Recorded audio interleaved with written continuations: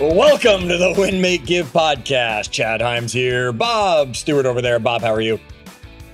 Dad, Bob, did you pause at the beginning there because you were giving me like that half a second to jump in and grab the opener if I wanted it? I was, Bob. You joked before we started by opening as we both logged in, and I said if you wanted to throw off our audience, it was all yours. Yet you didn't take it, so I just kept. I didn't. You gave me. You did. I felt the pause though. I appreciate that.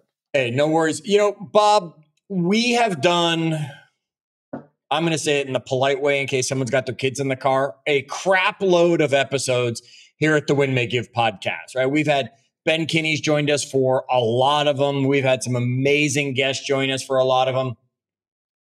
This might be a first, though. I could be wrong. Okay. We recorded a whole episode on a great topic. And then I got the email from Dave that said, Bob's audio didn't show up. Do it all again. Have we ever done that before?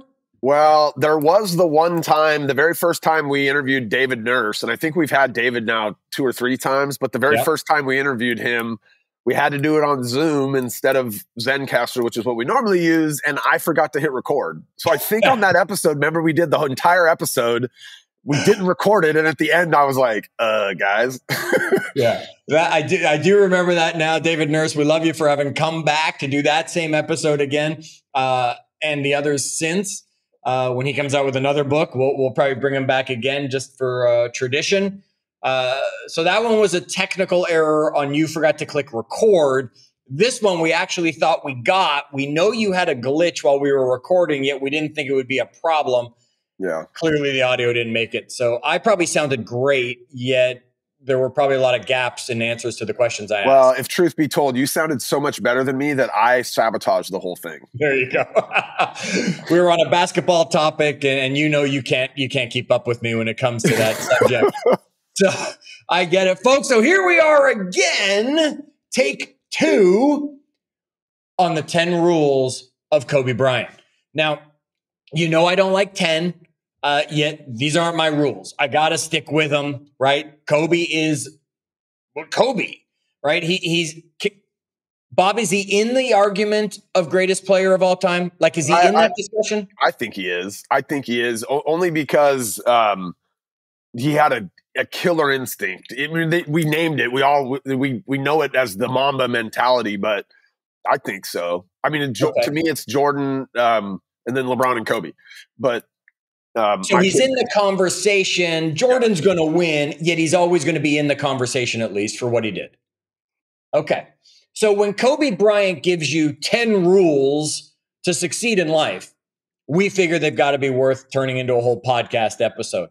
So, Bob, for those who don't know basketball, don't know Kobe, I'm not asking you to give me like exact statistics and stuff, but if he's in the conversation of greatest of all time, give us a little basketball bio for those who don't know of the Black Mamba, Kobe Bryant. I mean, he was a straight out of high school kid back when the kids used to do that, right? Came into the NBA. I think he was 17 when he got drafted, was drafted by the Charlotte Hornets, but immediately traded to the Lakers, spent his entire career on one team, which is, there's something to be said for that. You don't see that very often.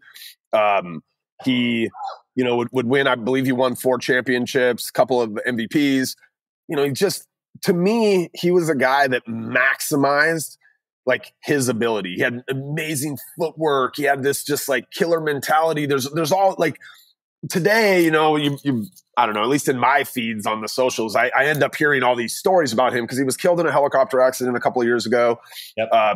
He'd moved on kind of post-career and was really putting a lot of focus into women's basketball. He had a daughter that was a really great basketball player. In fact, my cousin's daughter attended the Kobe Bryant camps down there and was actually like in the building the day that Kobe and his daughter died in a helicopter crash. They died in a helicopter crash going to her game at that facility that he'd stood up for girls basketball. So I don't know, just somebody that in my head, Chad, maximized what he had. There's a lot like, you're walking down the street, you see a guy that's 6'6", you're like, holy crap, he's big. But in the NBA, 6'6", that's, that's average of every guy in the NBA, 6'6". So to go and, Jordan was that height, to go and like become one of the greatest basketball players of all time with, really an average skill set in the beginning in the NBA, it goes to his work ethic, I think. And the stories you hear from him today, all these years later, Chad,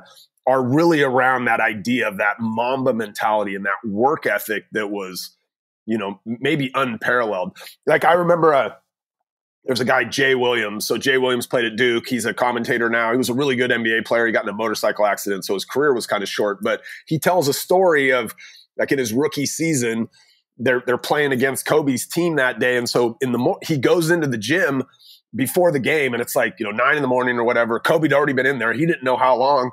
But so he's like, I'm doing my shoot around. I get to an hour and a half. He's still over there. And he's like, eventually I'm like, all right, we have a game later against them. So I'm done. Right. He's like, I go off the court, untie my shoes or whatever. And he's like, but then he's not stopping. He's like, so I just sit there. Now it's coming up on 2 hours and we have a game that night. And so whatever. He's like, I leave the gym. I don't even know when he stopped, but he's like, he dropped 45 on us that night. And when I went, he's like, I had to know, like after the game, he's like, I went and found him. And I'm like, do you do that every game? Like, are you in the gym for 2 hours in the morning every game day? And he said, no, not every game day. But I'll tell you this, if somebody else comes in the gym when I'm in there, I don't leave until after they leave. And Jay Williams is like, wait, what? He's like, yeah, I just kept practicing in there because I knew you were over on the other side. And he said, I wasn't stopping until you stopped. And so when you stopped, and then when you left the gym, he's like, I left sometime after that. You'll never know when. He had he was going to outwork people. And I think that's why a lot of people, liked Kobe. He was somebody that I think early on, he had some controversies and stuff in his career. Right. And, but I think that it was that work ethic, Chad, that a lot of people identify with. All right. And we've already dropped the nickname, the Black Mamba, right? It came from Quentin Tarantino's Kill Bill movie. It was the code name for one of the assassins in the movie, and Kobe liked it, and he was inspired by the agility of the snake as well, and the way that it would strike. So he created this alter ego, which has now become the Mamba mentality that came out of it. So, Bob, let's dive into Kobe's 10 rules.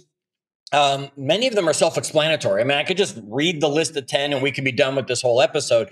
Yeah, let's go into them a little bit. We don't need to go, an hour into each one, but let's touch on them a little bit. The first one he's got, get better every single day. So we've heard this again and again. James Clear does the math that if you can get 1% better every day, that's like 37 times better by the end of the year or something like that. You can't really measure 1% better. It's one of those things, right? Talk to me about getting better every single day. I mean, I'm watching this right now. Like, I'm super proud of my little son.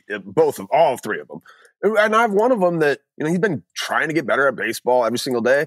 And now he's heading off to college next year to play baseball. But I'm in the beginning phases of watching my youngest son play basketball. And he's addicted to Kobe Bryant. He watches his stuff online all the time.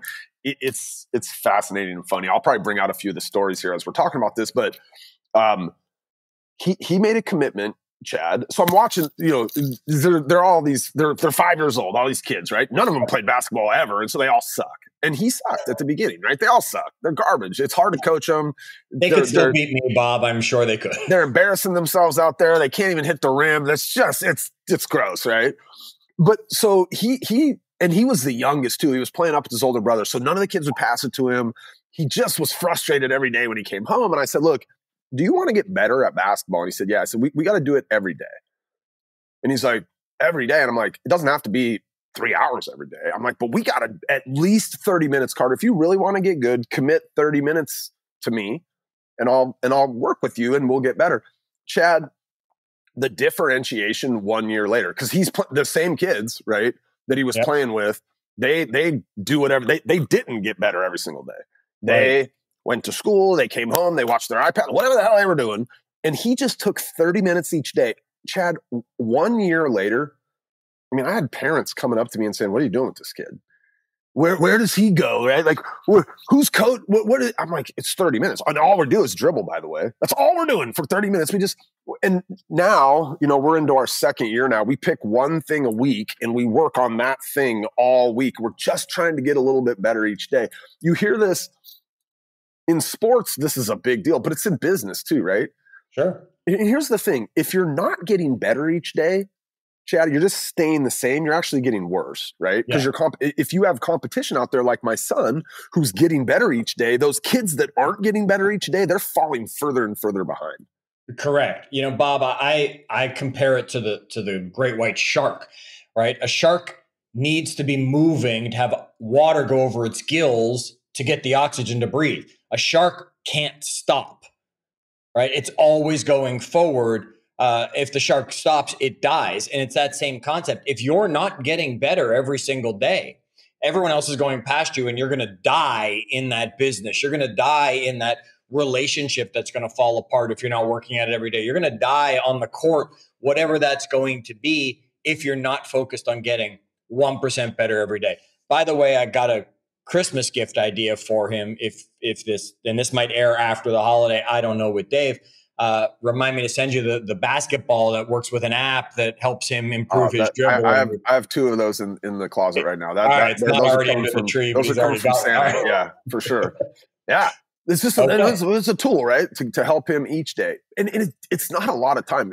I think back to Ben in the beginning of his sales career, and he was practicing scripts, right? And he tells the story of being the guy that goes in there and he invited everybody in and nobody showed up. And he's like, for the first 2 or 3 days, I was doing it by myself. But it was just that, 15 to 30 minutes over the course of a year, you look back a year later and that thing has changed, Chad. Do the math for me, Bob, while I set up number 2. Do the math. If you did 15 minutes a business day, there's approximately 250 business days. How many days is that if you did that math, divided it by, whatever. 62 hours. So it's, divided by 24, it's like, it's almost whatever, two and a half days.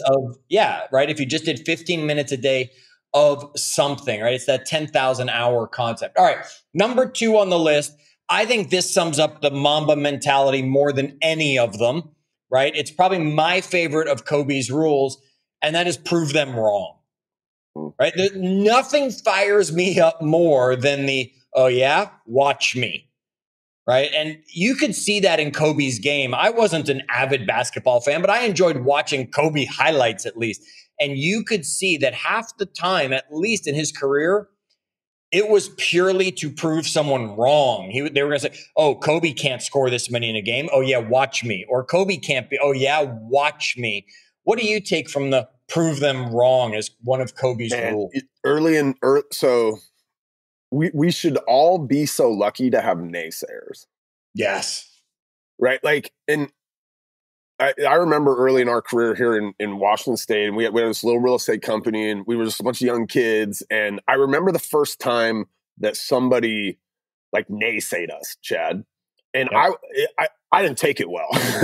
I went into my partner, Jonathan. I'm like, can you believe this lady? She's blah, blah, blah, and he said that. It was some variation of that, but he said, hey, we should all be so lucky to have people out there that doubt us, think we're not doing the right thing. Think that they're better than we are, whatever it is, right? We should all be so lucky. And from that moment forward, I was like, you know what? He's right. I don't know, screw this lady, right? We're going to show her, right? We're going to get that listing from her.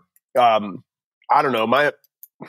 Most of my career, I've tried to put somebody up on the other side, even if it was imagined, who I think is not talking right about us, right? And you need those, those enemies, imagined or not, I think, to really build a movement, to work towards something, to have that person out there that you're going to prove wrong. I think this is a really good one.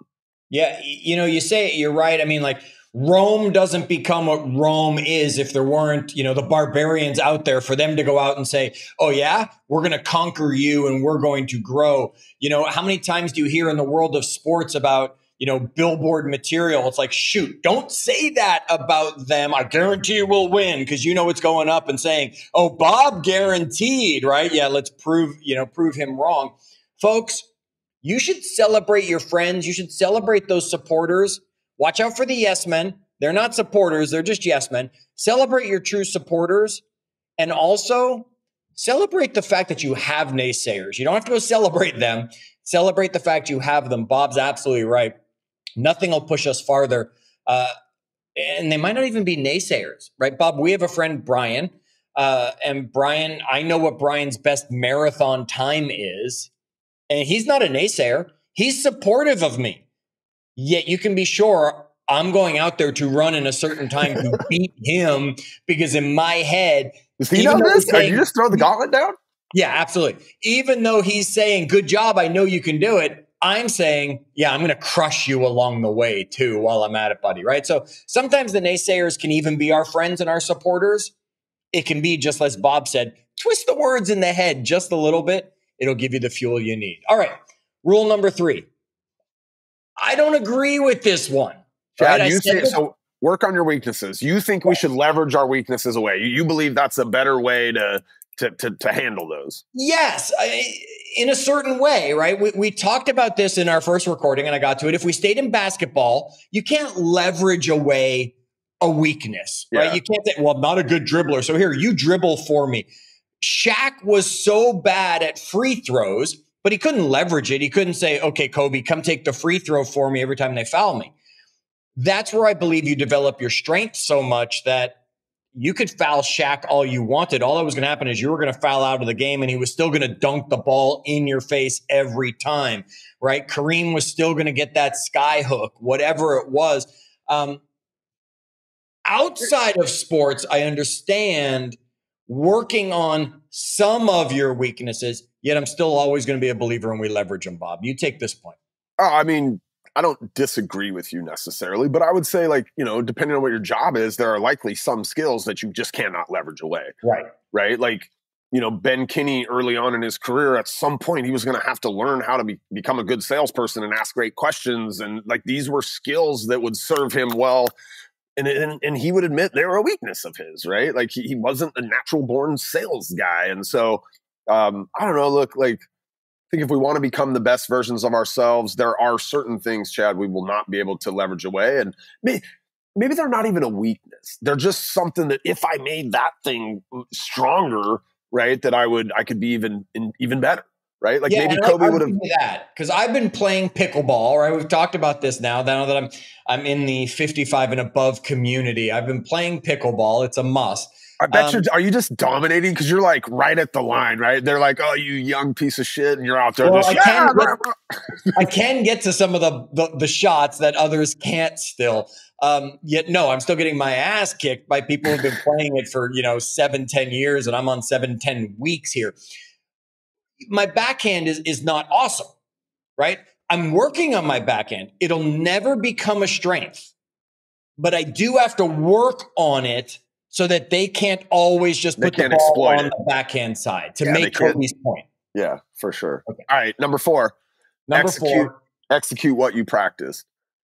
Isn't that key? Talk to us about that, Bob, because your kid practices with you, yet if he doesn't go implement it and execute on it in the game, there was no reason to even bother practicing it. It's funny because you see this cycle, and like in sports, a lot of times, if you guys have ever played sports or you coach sport, you talk about practicing at game speed, right? And it's really hard, especially at this age, to get kids like bought into the idea of practicing at game speed. And so what they end up doing is they practice, then they go play a scrimmage or a game, and it's a faster speed. And then you see, okay, like these are the weaknesses, right? Like they come out as the game, right? And then you go back and then you practice those moves now that you know you're going to run into in a game, right? And then you go out in the game now and you execute that, and then you come back and you practice that move again.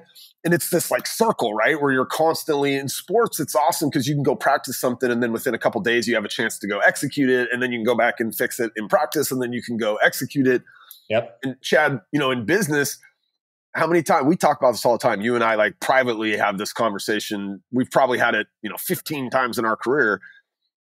People show up, right? We go do the rain camp, or we do whatever it is. Chad, we do a webinar and 300 people come. And our joke is 3 of them are going to do something with it when they leave, and the other 297 showed up so they didn't have to do the work they probably should have been doing instead of coming to learn the thing from us, right? So yes, Guys, execute what you practice. The addition to that, Chad, that I would add would be like practice in the way you perform. Yeah. And I should probably look down the list, make sure that's not something that's here too. But yeah, execute what you practice, but practice in the way that you ultimately perform. Right? Practice makes permanent, folks. Perfect practice makes perfect. Right? So like Bob's saying, don't just practice. You got to practice for perfection because that's what you're working towards. Practice as if, right? We have a lot of, you talked about Ben with scripts. And I don't know how many times I see people practicing scripts and dialogues, conversations they're going to have with their clients, and they'll look at them face to face. Meanwhile, they'll be doing it over the phone.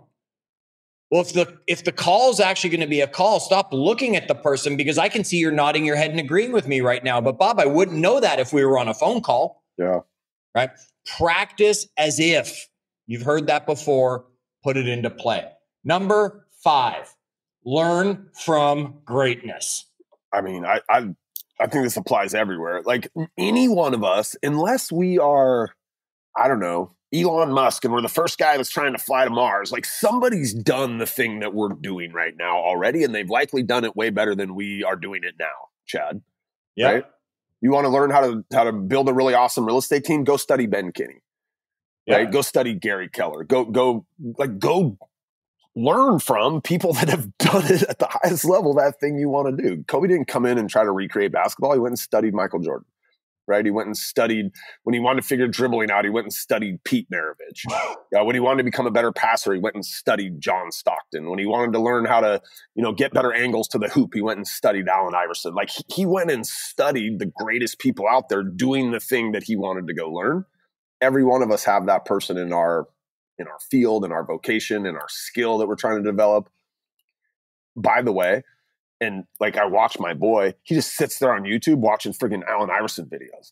And practice? We didn't have that ability when we were kids, Chad. If we wanted to study somebody great, man, we were down at the library on the Dewey Decimal System trying to pull out some book that we hope was written in the last 3 to 5 years. It was probably written 12 years ago. Like today, man, you can study greatness in almost any vocation or field. Yeah, that's a great point, Bob. And even if you don't have access to that person, because I don't know, Winston Churchill's not around anymore for that. Okay, first of all, there's still video.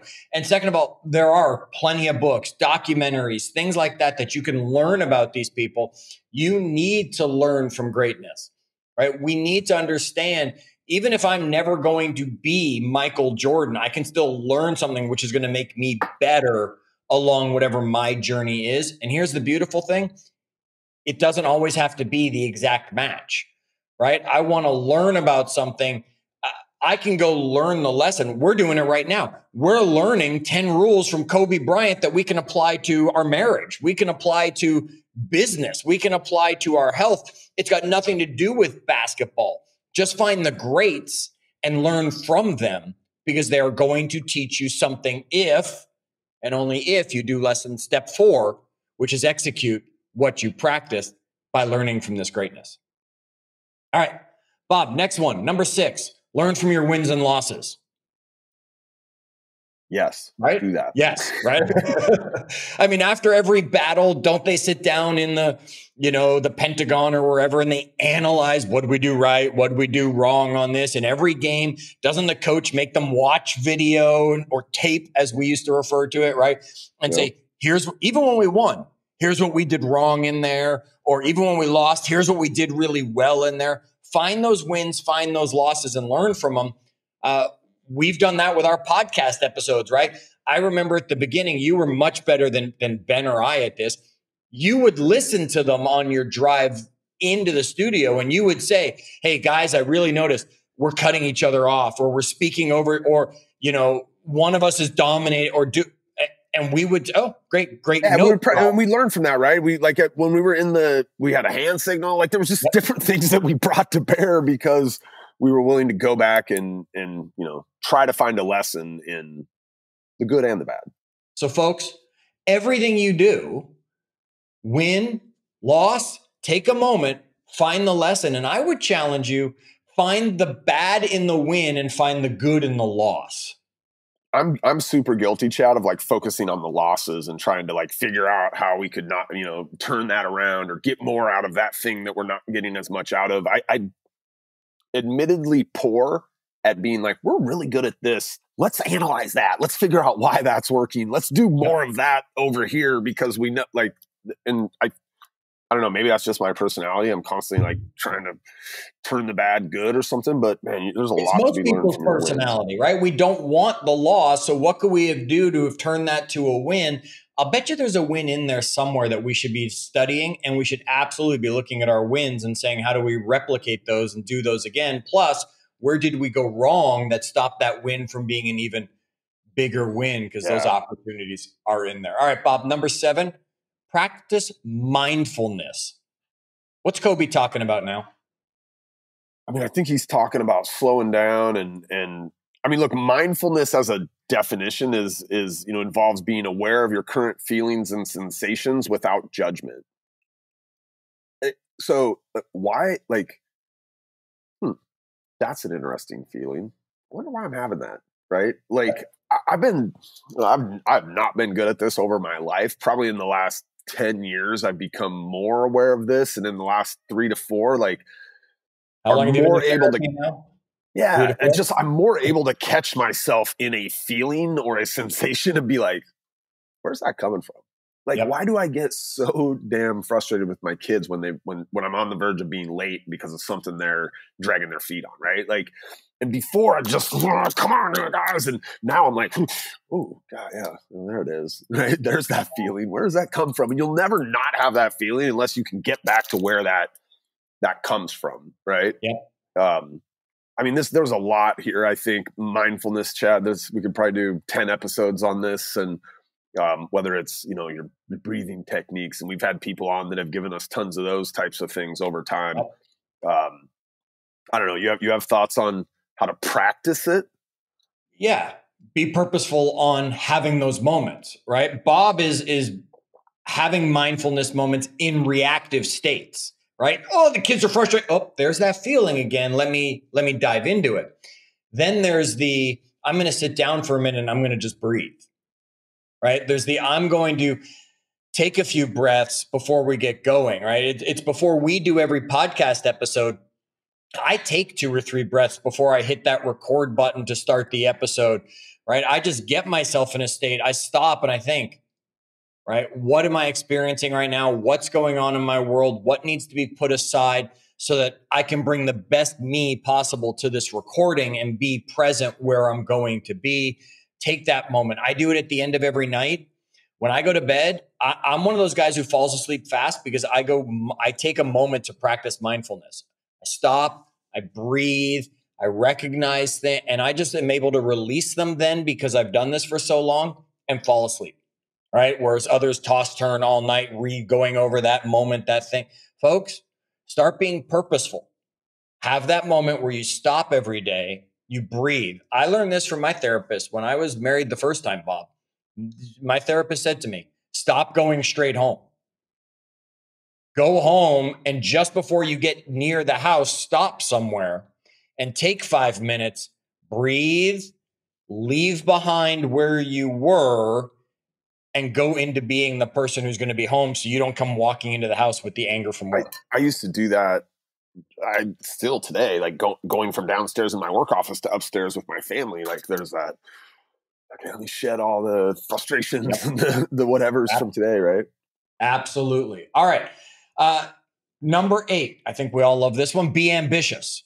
I love this one. I think my wife is the one that finally made me realize in life, like, you know, Goggins says nobody's coming to save you, right? Like, but you know, you'll hear. I said this to my kids the other day. I'm like, well, you don't get what you don't ask for. My wife is the epitome of this. We had gone into, I don't even remember where we were, and she's like, "You get like we're just at the counter at like I don't remember," but she's like, "Is there any? You guys have any discounts on this?"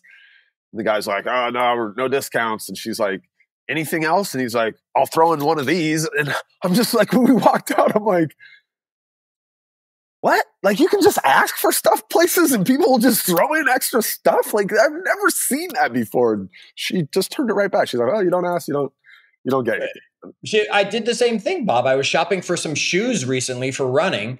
And I went to the shoe store and I tried on the shoes and I was like, yep, I want a pair of these. I don't want this color. She said, it's the only color we have. I said, no, I know it comes in like 7 colors. I said, these are boring. They're white on white. They're going to be dirty in like an hour. I can't have that. She pulled them up. I picked some funky color or whatever. She said, it'll take 2 days to get them shipped to you. And I opened up the Amazon app and I said, you know what? I can get them tomorrow by Amazon. So I'll probably just order them on Amazon, same price as you guys are charging. And she said, well, we can throw in this, and this. I said, okay. Right. And I walked out with some gels and recovery things that I needed because you ask, right? Folks, you have to be. Kobe didn't walk onto the court saying, well, if we win, we win. Kobe walked on the court saying, no, we're going to win. I'm going to have a scoring title. I'm going to set some record. This team's going to do something amazing today. If you don't think like that and you don't have the ambition for it, it's never going to happen. We, I don't know. There's the funny salesman, Kinney. Yep. What's his last name? I forget his last name. I don't remember it again. Ben brought him on one of our calls. And why? Because he just was like, I like this guy's style. And he just reached out to him and was like, hey, would you ever consider coming in and doing a call for me and some of my partners and sharing some of your wisdom? And like, that's a vicious thing to do, right? He's like, I think you get to a place where you realize like the worst they can say is no. Correct. And then you just become ambitious at that point. I don't know. I don't know if it's a magic moment that happens in your life where you just decide, but man, it's many doors will be open. Many doors will be open. Can't hurt, folks. Ask for things. The worst thing that happens. All right, number 9, Bob, you got to believe in your team. Now, this was an issue early in Kobe's career. Yeah. Right? He definitely learned this one as he went because he did not believe in his team when he first started playing. And people used to call him a ball hog. And then he, like at one point, he sat down. I want to say, I think it might have been, I don't know, it was one of the late night talk shows, I think. And they'd asked him, people call you a ball hog. And he laid it out. He's like, I don't see him in the gym when I get in the gym. I leave the gym and they're not there. He's like, I want to be able to trust in them, but they're not putting the work in that I'm putting in. And so when the game's on the line, I'm going to take the shot because I know I've been the one putting the work in. But later in his career, there was a guy, Trevor Ariza, was telling a story that I heard recently where he like spent an off season and said right at the end of the season, Kobe brought Trevor Ariza the workout plan he thought Trevor Ariza needed to do in that off season to get them to the point where next year they could win a championship.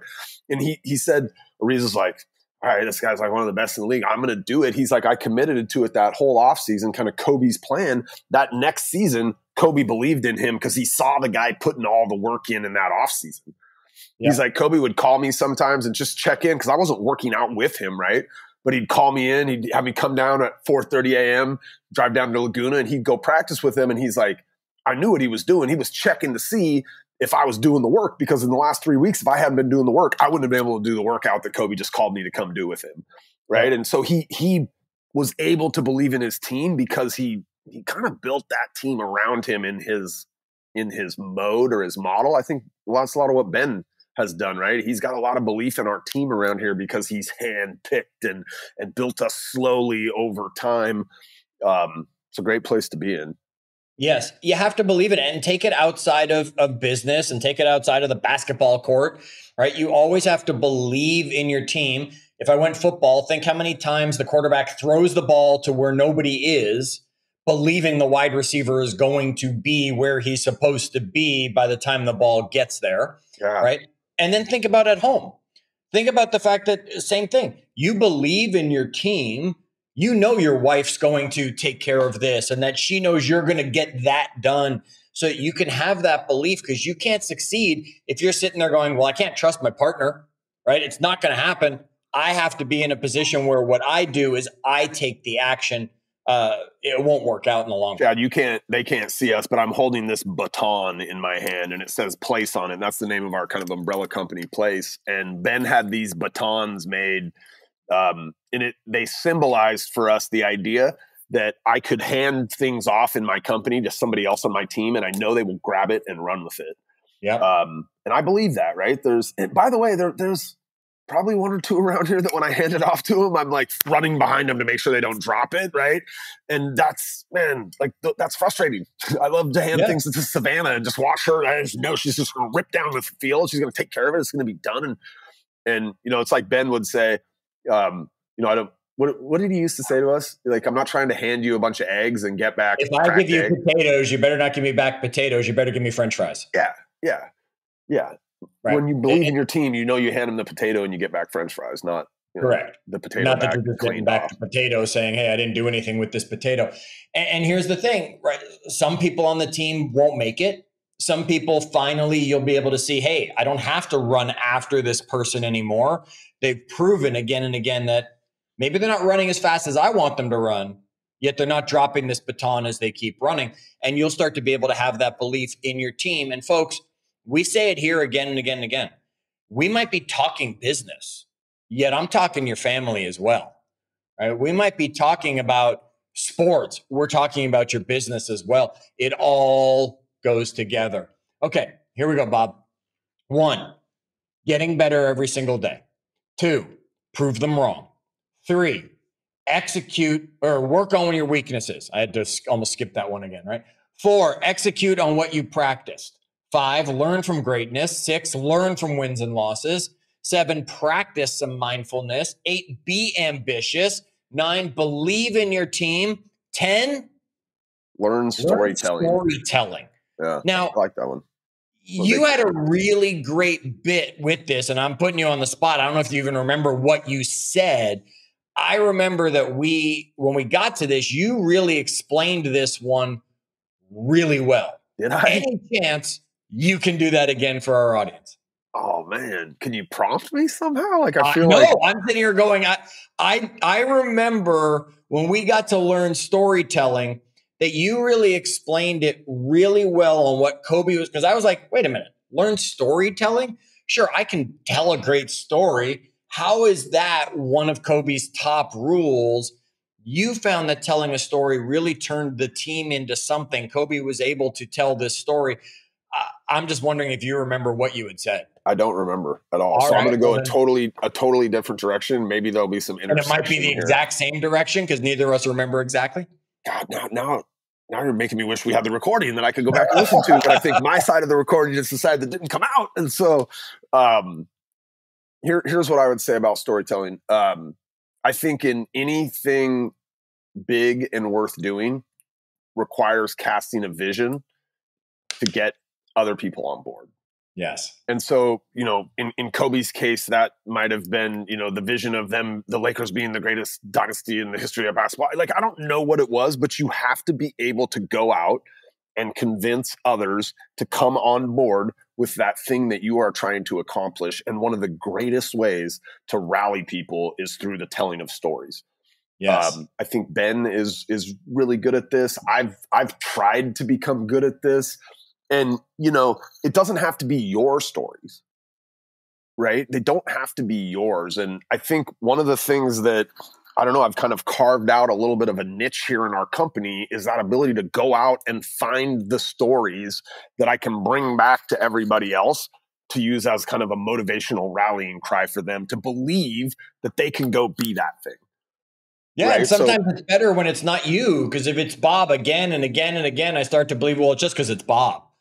Yeah. Right. If you could bring me stories from this person and that person and that person and this person, okay, they're all different people. And if it's all working for them, then there's something to it. But if it's just you, Bob, all the time, no. If it was just Kobe I'm just so great.